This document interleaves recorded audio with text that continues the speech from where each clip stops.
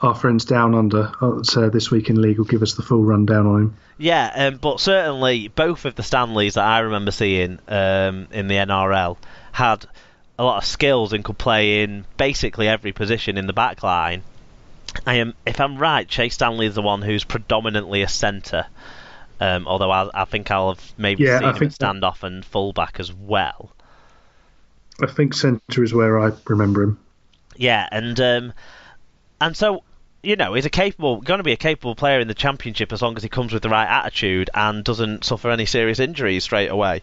So I think it's a reasonable signing for them. I don't really know where he fits into the side. They've got a lot of players.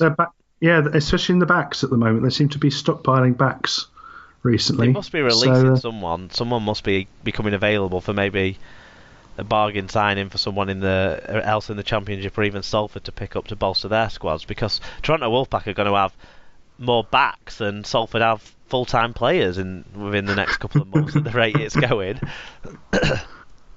Wouldn't surprise me. Anyway, more news of the outside back. So it's Dewsbury winger Dale Morton has signed a new deal to keep him at the club until the end of 2019. Morton, who's 27, has made more than 150 appearances for the Rams since arriving from Wakefield ahead of the 2013 season. So good to them to tie down a player who's put in a fair shift for them. Yeah, and then moving down a division to League One, we've got Bradford Bulls, who've been busy this week signing Harvey Burnett, Danny King and Jordan Andrade. Andrade, is that how we go with it? For former Oxford player, him and Harvey Burnett, or Oscar, as we'll call Harvey Burnett. Yeah, they're following successful trials with Bradford anyway. All three impressed John Keir and have earned contracts till the end of the season. I remember Jordan Andrade got a deal at Salford, didn't he? But never played. Yeah, he got a 2-year deal at Salford, and because he was in the RAF, and he was in the RAF, so he got a year off from his job in the forces to go and try and make it at Salford. I think he ended up, he went around a few places, Halifax on loan, and then a few other places. Didn't quite crack it at that level. When he played for Oxford, he was good. He was slightly ill-disciplined at times and slightly just needed a bit of control, so he'd make a break but then didn't really know what to do with the ball. But he was a good lad sort of off the field, and he had a good sort of application. So I think he'll do well for down at Bradford. And Harvey Burnett, someone I do get on with, so he's a good lad. But if any Bradford fans listening, do call him Oscar. Is there something behind that you want to share, or is it better if he just delivers it to them when... It's better if people deliver. It involves a case of mistaken identity. I'll put it that way. Fair enough. Oscar Thomas? No, thankfully. I mean, that would be quite a case of mistaken identity. I'm guessing that they are of different ethnic origins then. From that, I don't know Harvey Burnett at all, but the name did ring a bell, so that's where it'll ring a bell from, his Coventry days. He was Oxford, and then he was at London. He came through the Broncos system before that. Okay, there you go. Well, that's a big squad that Bradford have got now, so they should be taking League One by storm. We scratched around, and you came up with an "and finally." Yes, former Wales international Paul Emanuele has been appointed head coach of the Wales student side. The 34-year-old, he doesn't look a day over 22, will lead the Wales students through to the 2021 World Cup in England. He replaces Latham Tay, who steps down after coaching Wales in the last 2 Student World Cups. Emanuele currently plays for Coventry Bears in League One and has previously played for the Valley Cougars, Blackwood Bulldogs, Celtic Crusaders Colts, South Wales Hornets and the South Wales Scorpions. On being appointed the Wales Students head coach, he said, "I'm really pleased to have been given the opportunity to head up the Welsh student programme over the next 4 years. This year is going to be a huge challenge, as we are probably a bit late in starting. We'll need to do a lot of work before we host this year's 4 Nations." Mark Jones, the previous team manager, and Latham have run brilliant jobs previously, so now I've got a big task ahead to continue on from their work. It's great to get back involved in Rugby League in Wales. So Paul Emanuele actually played in the last Student World Cup, so he was part of the side, so it's a bit of continuity for them, which will be good. Chris Atkin played in the last Student World Cup, we found out the other week as well. So, there you go. obviously, with you being here, it would have had to have been a Welsh and Coventry linked story that Exactly. made it into the finally, Tim. But if we're scratching around, it's not hard to work out how we got there. But obviously, I know Paul at Coventry is a really good lad. His application is definitely there in terms of his playing career, and he's always sort of looked someone who will sort of move into coaching because he is quite intelligent. He was obviously coaching in the Ironmen last year as their reserve team coach. He the famous thing where he went up to, I think it was Keighley, where he drove the bus, coached the reserves, played a full 80 minutes, and then drove back. So he's and I can only wish him every success. I think he'll do very well in that job. He's clearly got a very good rugby league brain, so you see how he moves the ball around the park and how he looks for the option. Yeah. So I think he's someone who's very experienced as well. He's very experienced, and he often takes sort of younger players along with him as well. So I think he'll do very well. He's been in some of the sides he's been at, like South Wales. That's also true. Has he been the oldest player in his side for like 10 years running or something? Quite possibly, but certainly even before he was at Coventry, I sort of knew him from around the circuit when I was at Oxford, and he was always someone who'd come and have a chat with you after the game and just be generally a sociable guy. So every success. Yeah, good stuff. No, that was a really good way to end the news because you got to put a bit of a personal spin on, so that is quality. And now we're going to go ahead and go through the Super League match reviews.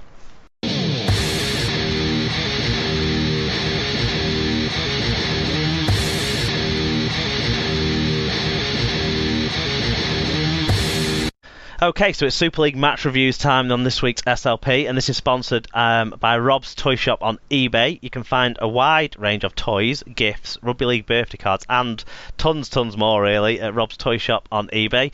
Visit the stores.ebay.co.uk/Rob's Toy Shop, or just go on eBay and search Rob's Toy Shop, I suppose. And on any orders over £5, you can earn 5% cashback and chuck in an extra 1% of your order value into the SLP coffers just by putting SLP discount in at checkout. If you want to give more of your cash back to SLP, you can do that too by messaging Rob's Toy Shop when you make your order. So it was round 7 of Super League this week, and the average attendance boosted by a big but not record Super League, just record Rhinos home game. You had to get that in straight away, didn't you? I'm all for the game growing and big crowds, but at the same time I don't want to lose records that I was physically part of. But anyway, it was an average attendance boosted by that 23,000 odd on Ellen Road to 10,853, which is much better than the last couple of weeks. So long may five figures continue. The weather obviously helped. I think it would have been even better if it had been some day games in there in the sunshine, possibly. Possibly, but obviously it's another one of those Rugby League shooting itself in the foot a little bit with sort of an inward-looking, self-serving player, coaches' choices kind of dominating, because why none of them thought to put a game on Saturday afternoon, even though I know they're going to be playing on Friday and then the following Monday. I appreciate all of that, but sometimes, have a think, lads, and get your heads together and think, let's maybe take advantage of the fact that there's no football on. I mean, other than the exact time that all the games are being played at. Yeah, I mean, if you look at I've seen it mentioned about the 2 games that Rugby Union played this week. One up in Newcastle where they got 30,000 odd, and then one down at the Olympic Stadium. Again, both on a Saturday afternoon, and it shows, if you market it properly, when pick the right time when there's nothing else on. I mean, it's the same way that I think it's bizarre that we all start the season either on or around when the Six Nations starts. You think, come on, move it back or forward a week, and then you've got an empty slot to go into. But along with that, this was one of the weeks where BT chose to palm out coverage basically for free to Channel 5 as well, so that they got domestic, because they're thinking people start liking this, then they might subscribe. Whereas Rugby League, Sky Sports the next level. Think, no, we can't possibly cheapen our asset in any way, shape or form. Well, sometimes you've got to speculate, and what you want this is going to get a bit nerdy, so I do, because the rest of it isn't. But from a marketing theory point of view, what you want is more. The general fear, received wisdom at the moment is you want more people. However you get them, it doesn't really matter, but you need more people moving through your funnel. So your funnel being people who are casually interested and might watch it if it happened to be on, to then the people who will seek it out, to the people who then go along to games, the people who will be diehards, to the nerds who appear on podcasts. That's the curve, but you want more people moving down that, so therefore you need more people down at the front to push those through. I think it is obviously a timing frustration in that, we want to keep our players in as good a shape as we can for the rigours of the Easter period. Of course, we could think of a world where we don't have 2 games exactly. at Easter and maybe throw 3 games Or we made the most of Easter and spread the 7 games out, so you had one on one day. You could, if you spread that out from the Thursday to the Monday, you could make a thing of it. You could do a nice thing out of it, because and if you televise them all, you could make a thing of watch every game. But the other thing I was thinking, such ideas aren't thought of. The other thing I was thinking of is when we go to this 2 sets of 10s, that seems quite likely, although not necessarily nailed on. And then we're going to be playing each team 3 times, regardless, during a season. What about double headers? Throw a double header. Wigan and Saints both have a home game played in Liverpool, or Hull FC and Castleford both put a home game on in Newcastle, or that sort of thing. Well, that's surely the way to go for that period of time. And I think, because I've seen it said before that we should space out so we have just one round is put on the road. But I think you want it to be spread out so it's over. So for the completist / anorak who wants to go to every game, of course, yeah, you can go to all the far-flung locations. I know Gavin Willisey makes a pride of how many different locations he's seen London play in, for example. But you want to indulge those as much as you want to spread the game out. So you want to make an event of it, but a regular thing, so it's something new. And from the media coverage point of view, it's something else to talk about. Oh, they're taking a game to Edinburgh. Yeah. Oh, that's interesting. Oh, 2 weeks later. Oh, they're going to Liverpool. But they're take going 2 to games. Bristol. Take them as double headers, because you're more likely to get more fan interest that way. For sure, I would suggest. But that involves the clubs working together and sharing revenues and stuff like that. And when something's so scarce to come by, you have to fight over all the scraps rather than see if you can put your little portions together and make a much bigger pie.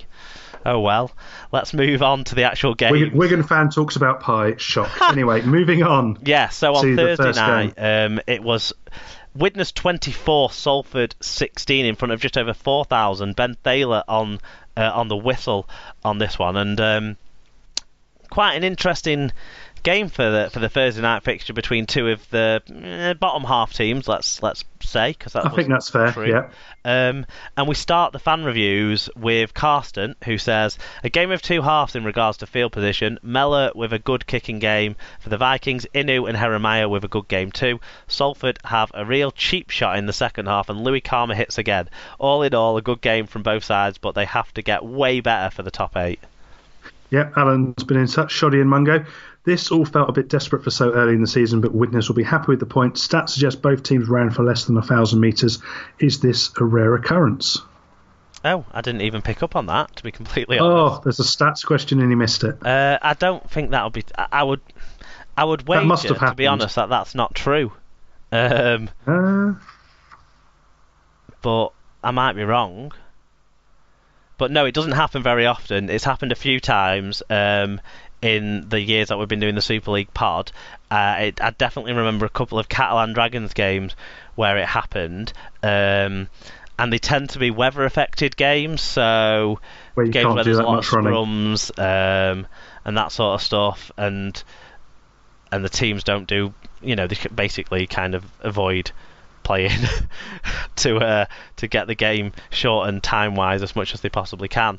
But let me try and have a look at that. Because... You have a look and I'll do the next one. Yeah. So we've got some feedback from Mark Butler. So I was preparing a review asking what Widnes were trying to achieve, but then they put their fags out and in the last 10 minutes made it look more comfortable than it really was. Now I've got the view, the image in my head of Chris Houston, Chris Houston actually smoking a little roll up on the side, just sort of tucking it under his sock and carrying on running, because he just does seem like the sort that would. Yeah, it might have been the Sky stats, but when the full Opta stats have been put out, both teams right. made over 1,100 metres.